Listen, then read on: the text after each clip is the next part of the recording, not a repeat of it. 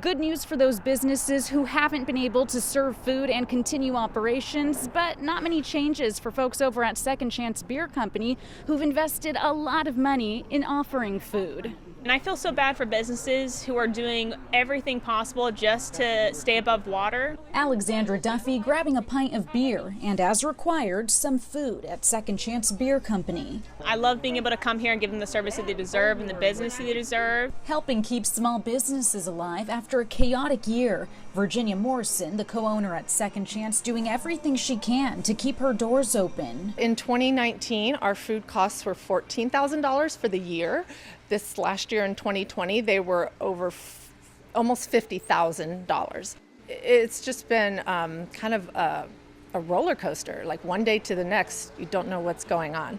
The latest set of state guidelines will soon allow breweries, wineries, and distilleries in the purple and red tiers to serve alcohol without food.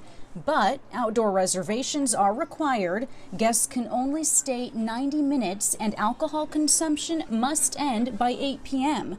According to the California Department of Public Health, those businesses who've been serving food can continue operations as is. And it's going to cause even more confusion for our guests, right? So they're going to go to one brewery and not have to purchase meal, but then they can only purchase to go after 8 p.m.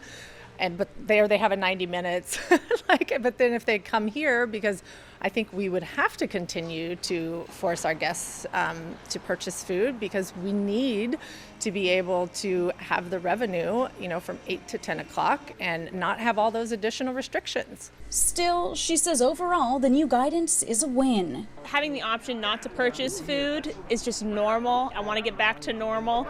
I miss it. A sense of normalcy just 2 days from taking effect here in San Diego County. Lauren Coronado, NBC7.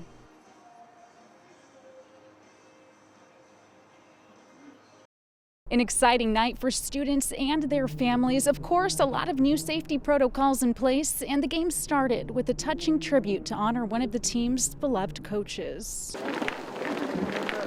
Only 6 games, mandatory COVID-19 tests, and a limited number of family members in the stands in the middle of March. It's a football season like we've never seen before, and even more so for the Cathedral Catholic High School community. And I still will, find myself looking over my shoulder, saying, where's Coach Fierro, knowing now that he's not going to be there. Coach Mario Fierro, one of Coach John Montali's best friends, shot and killed last month outside his North Park home. The 37-year-old teacher remembered ahead of the kickoff. But we offer up the entire 2021 season to the memory of Mario Fierro.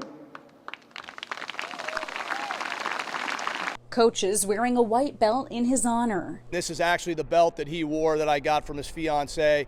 And Coach Montali wearing a pair of glasses Coach Fierro lent him last season. He'll be able to see the game through my eyes because I'll still be wearing those glasses tonight. His impact on the team and community far-reaching. The kids are honoring his name by every play they play, every pass they catch, every tackle they make, every touchdown they score.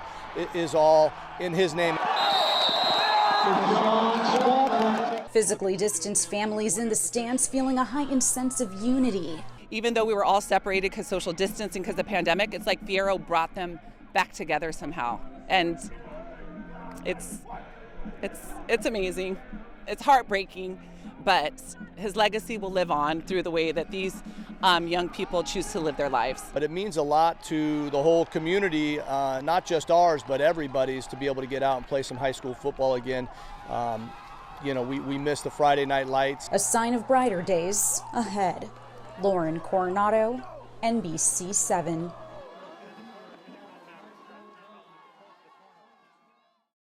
What a special reunion. One family member flying into town from Texas, waiting a long time to finally see each other in person. And they have a fun week planned ahead. This is such an exciting day because it's been really, really difficult. A difficult year for the Burritt family. A week from today will be exactly a year that my dad passed.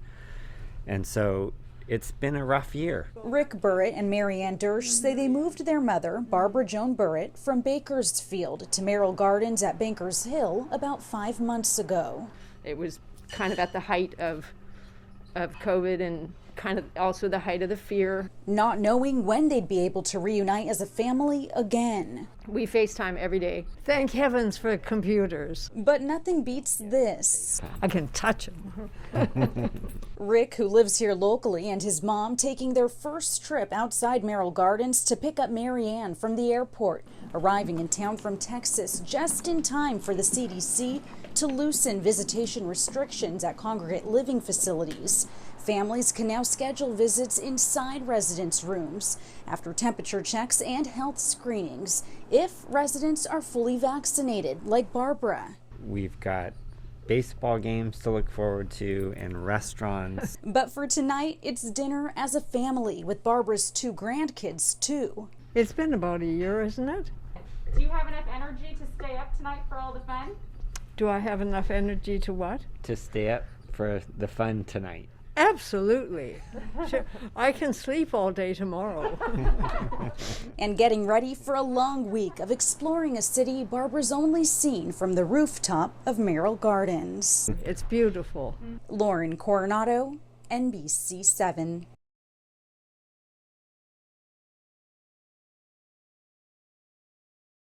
It's been a long time coming for so many of these businesses who've been struggling through the pandemic, like the Angelica here in Carmel Mountain, who've been offering to-go menu items, really hoping to get guests back this week. We're waiting for the word, we're gearing up, so if they give us the go-ahead, it's a go. Word from the county expected Tuesday after the state shares its latest assessment. Metrics in San Diego County pointing toward the red tier. Restaurants, gyms, museums, and movie theaters would be allowed to reopen indoor operations under limited capacity by Wednesday. We can do the max 25%. Chris Herbert is the general manager here at the Angelica Film Center and Cafe, giving us a behind-the-scenes look at the theater ahead of the anticipated reopening planned Friday. We put new filters on our AC, so it filters more air to make a nice, clean, safe environment. With our distancing, it works out. When you buy your tickets, it automatically blocks seats around, so it takes care of it for you. Herbert says tickets aren't available until the county makes the final call, but locals have been stopping by trying to find out how soon they can get back to the movies. And it's one of our favorite date nights, and we're really happy that it is opening. Until then, Herbert is offering takeout, a weekly treat for regulars. Every Sunday I come and get some popcorn, so I have movie night at home. But Susan Winery says she's counting down the days to be back here. I'm really looking forward to it, and I'm probably going to be here next weekend. There's something special about going out to the movies, so we're excited. And Herbert says so are his employees who've waited months to get back to work.